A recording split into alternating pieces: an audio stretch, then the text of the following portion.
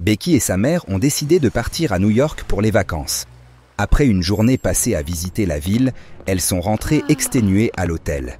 Elles ont pris l'ascenseur et sélectionné leur étage. Lorsque l'ascenseur s'est arrêté, elles en sont sorties et se sont dirigées directement vers leur chambre. Cependant, leur carte-clé n'a pas permis d'ouvrir la porte. La mère de Becky est descendue à la réception pour demander une nouvelle carte, tandis que Becky attendait devant la porte. Mais à son retour, Becky avait disparu. Observez l'image. Pouvez-vous deviner où se trouve Becky ?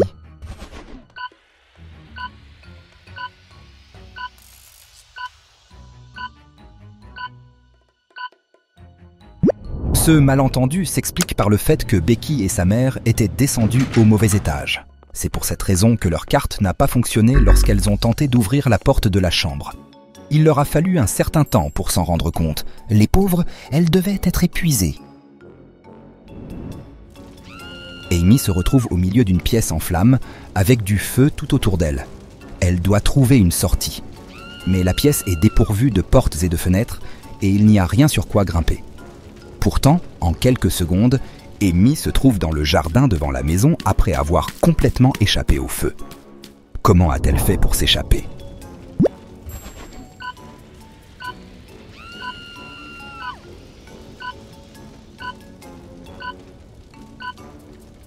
Puisque la pièce n'avait pas de porte, elle s'est simplement échappée par l'embrasure.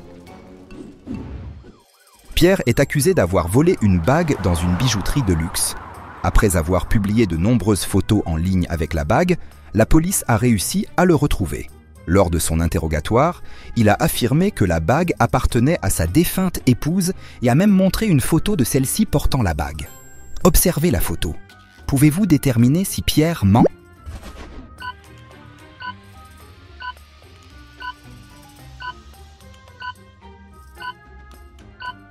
Il ment, bien sûr. Comment une même bague pourrait-elle convenir à la fois à ses doigts et à ceux de sa femme ? À moins qu'elle ait eu des doigts exceptionnellement gros. Monsieur Finks est professeur de sciences et il a préparé un défi pour ses élèves. Il a pris 2 bouteilles qu'il a remplies avec des eaux différentes. L'une contenait de l'eau chaude et l'autre de l'eau à température ambiante. Il a demandé à ses élèves laquelle des 2 se refroidirait en premier, promettant la meilleure note à celui ou celle qui trouverait la réponse. Pouvez-vous deviner ?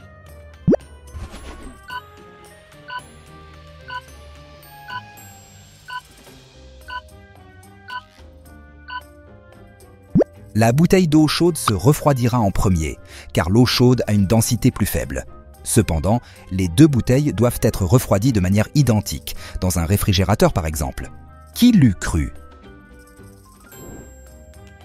La mère de Lucy a 3 filles. La première, Mandy, est une entrepreneure prospère. La deuxième, Sarah, est sur le point de terminer son doctorat. Pouvez-vous deviner le nom de la dernière fille ?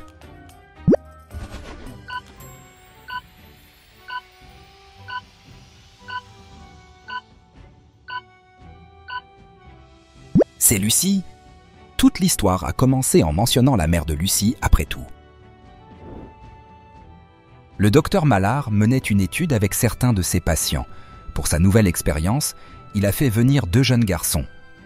Après avoir collecté leurs données, nom, date de naissance, taille et poids, il les a placés ensemble dans une pièce. Il leur a annoncé qu'il les laisserait seuls pendant 5 heures avec seulement un bocal de jus de fruits, tout en leur interdisant de boire le jus ou de communiquer entre eux. Quand il est revenu après 5 heures, l'un des garçons avait bu le jus de fruits, mais aucun n'a admis être le coupable. Comment le docteur pourrait-il découvrir qui a bu le jus ?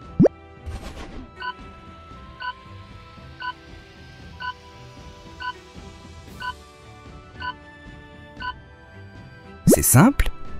Il lui suffirait de peser les 2 garçons pour vérifier si l'un d'eux a pris du poids. Celui qui a vu son poids changer est celui qui a bu le jus de fruits. Albert, Barbara et Luc sont inséparables. Chaque année, ils se retrouvent pour une aventure. Cette fois-ci, ils ont décidé de faire du parachutisme. Une fois à bord de l'avion, ils étaient prêts à sauter. Mais attention, quelqu'un est en danger. Pouvez-vous deviner qui ?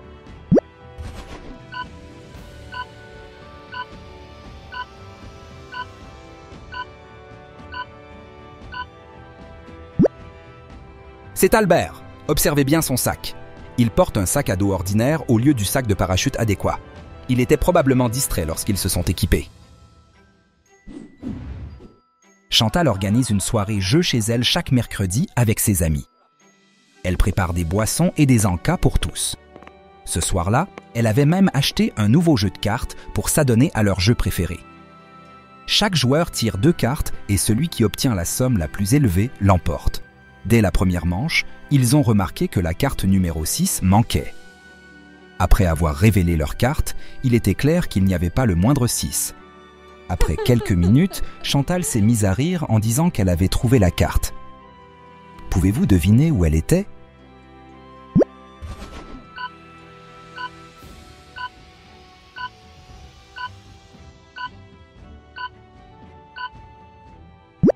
Juste là, la carte n'était pas un 9, mais un 6, simplement retourné à l'envers.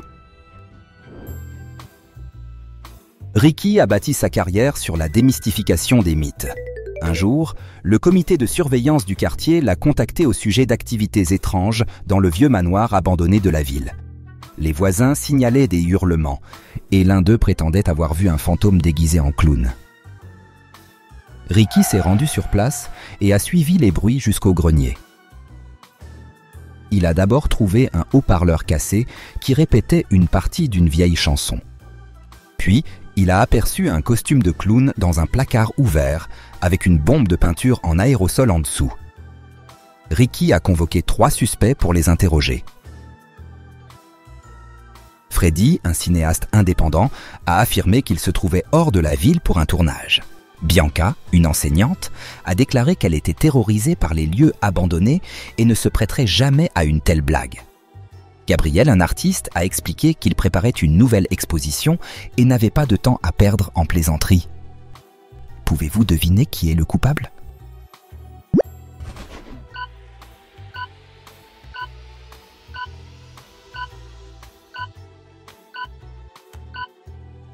C'est Bianca. Le bord de son pantalon est teinté de rouge, identique à la peinture trouvée par Ricky dans le grenier. Elle a sans doute oublié sa bombe en quittant les lieux. Mimi explorait des grottes égyptiennes lorsqu'elle trouva une lampe en or qui scintillait. Elle la frotta 3 fois, comme dans les contes habituels, et fut stupéfaite de voir un génie en surgir. Le génie lui annonça qu'il fonctionnait différemment des autres.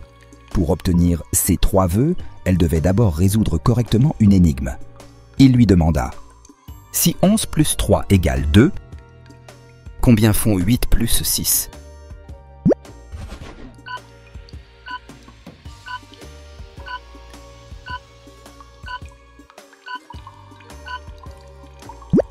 Elle avait besoin d'une montre pour résoudre cette énigme. 11 heures plus 3 donne 2 heures.